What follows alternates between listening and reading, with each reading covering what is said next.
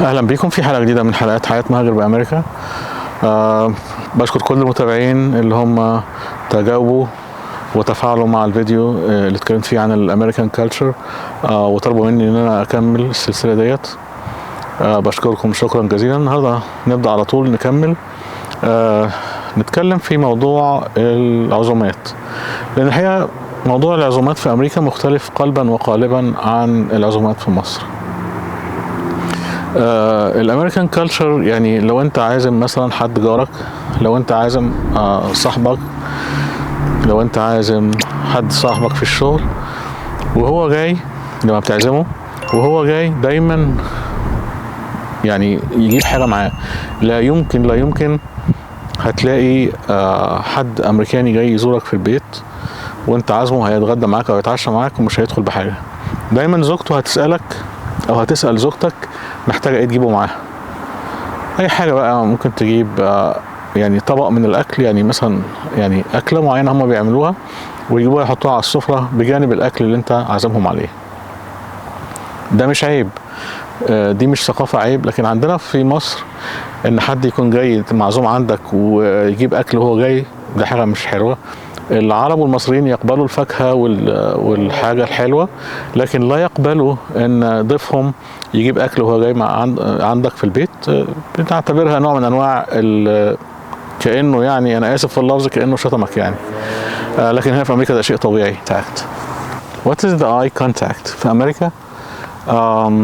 في مصر it's so rude ان انت وباباك بيكلمك تبص له في عينه. It's challenge, it's a matter of challenge, or if it's a state of challenge. انت في مصر والبلاد العربية لو انت بصيت في عين باباك في عين مامتك وهي بتكلمك يبقى دي نوع من انواع التحدي. In America it's different. في امريكا if you didn't look, if you didn't make the eye contact, it's disrespectful. يبقى معناها ان انت مش بتحترم اللي قدامك، يبقى انت distracted، انت مشتت، or you are bored، ان انت مخنوق منه، كلامه ممل، and you are disrespectful، وانت مش بتحترمه، انت انسان مش محترم. هو هيبص لك كده. ف even لو كان اللي بتكلمه هاير، يعني حتى لو كان المانجر بتاعك او حتى لو كان يعني الماركت مانجر بتاعك او المانجر او الماركت مانجر راجل او ست، it doesn't matter. المهم ان انت تعمل الاي كونتاكت. This is so respectful ان انت تعمل اي كونتاكت. It's different, it's not challenge. So لما تيجي هنا وفي ناس، وفعلا في شباب مؤدب قوي لما يبقى الست بتكلمه يبص في الارض. دي حاجة كويسة قوي عند العرب والمصريين، but it's not okay here. هي هتعتقد ان انت بتحتقرها، مشتت باصص في الارض، انت يعني بتكلمها بمنتهى الاحتقار، سواء متلقي او سواء انت بتتكلم، في الحالتين انت بتحتقرها او بتحتقره.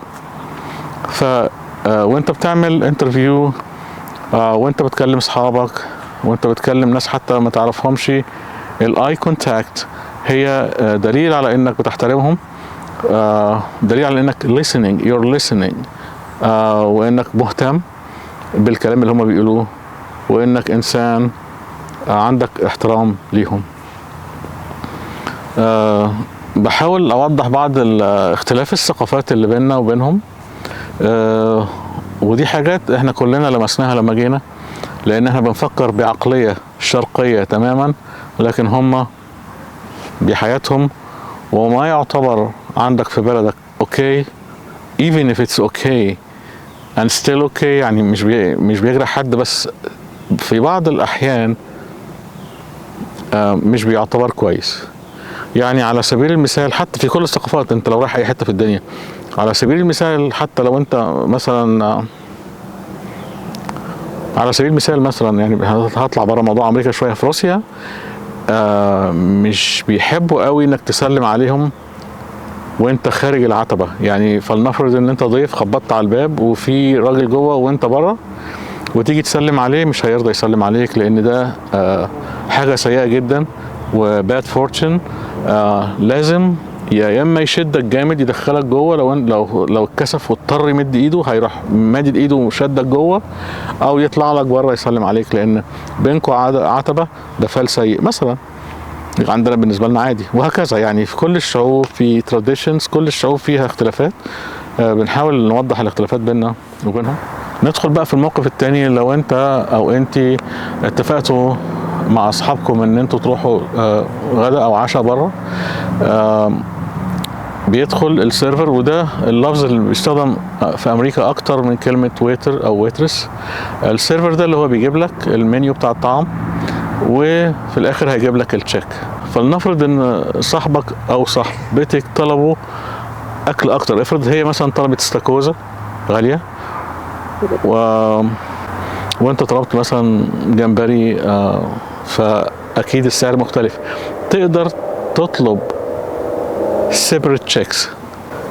It's okay، دي مش عيب برضه عندهم. انت تطلب من السيرفر انا عايز separate checks، هيجيب لك كل واحد باللي هو كله ويحاسب عليه. It's okay. طب نيجي في موقف تاني، لو انت عازم مثلا صاحبك في عيد ميلاده بره، او انت عازمه صاحبتك بره عشان عيد ميلادها، عشان خطوبتها، عشان اي موقف، ففي الحاله دي هي هتدفع، اللي عازماكي هتدفع. but it's okay to offer to pay the tip. يعني ممكن تعزمي ان انت تدفعي ايه التب اللي هو البقشيش، فده مش عيب. يعني هي تدفع الفاتوره وانت ممكن تعرضي اوفر ان انت تدفعي التاب بتاع السيرفر. فلنفرض ان انت كلتي مثلا ب $100، انتوا الاثنين كلتوا ب $100، فانت بتبقي عارفه الحسبه، ممكن $15 $20 التاب. ده مش رود ان انتوا تقسموا التشيكس، ومش رود ان كل واحد بي هيز اون يعني، ولكن ده جاي من منطلق الفيرنس، منطلق ان حرام ان حد يشيل الليله يعني، فاهمين؟ هو ده منطق الامريكان. ده مش معناه ان هم ناس بارده، ده معناه ده concept of being fair. العدل ان حرام كلنا بنقبض زي بعض، فمفيش داعي ان انا اخلي صاحبي يشيل الفاتوره كلها او صاحبتي تشيل الفاتوره كلها، لا ممكن نسبليت، اتس اوكي، ده ما فيهوش عيب. بالنسبه للمواعيد، كيف يتعامل الامريكان في المواعيد؟ عارفين في مصر بنقول نظام انجليزي والمواعيد انجليزي وكده، هنا في امريكا في كده، بس في حقيقة نوعين من المواعيد.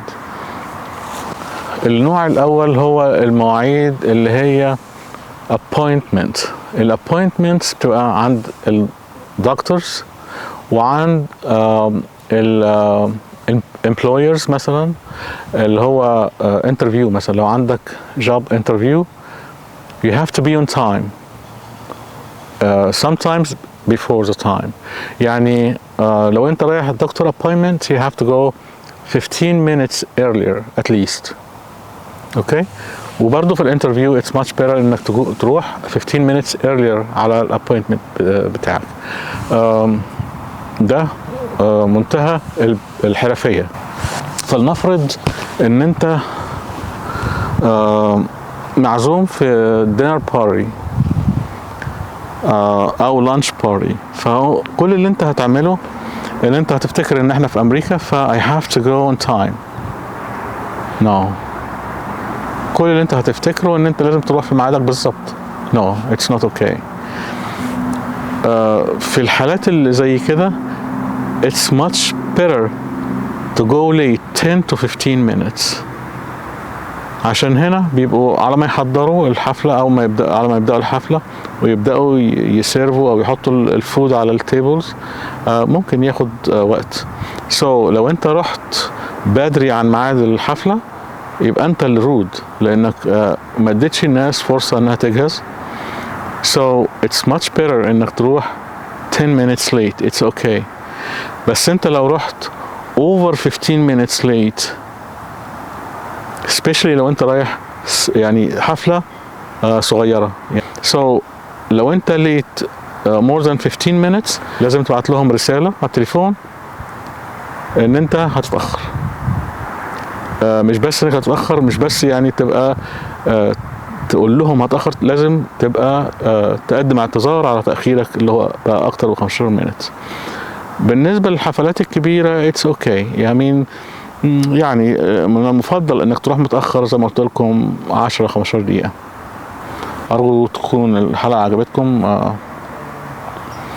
ولا تنسوا التفاعل والتعليق على الفيديوهات ولايك وشير وسبسكرايب.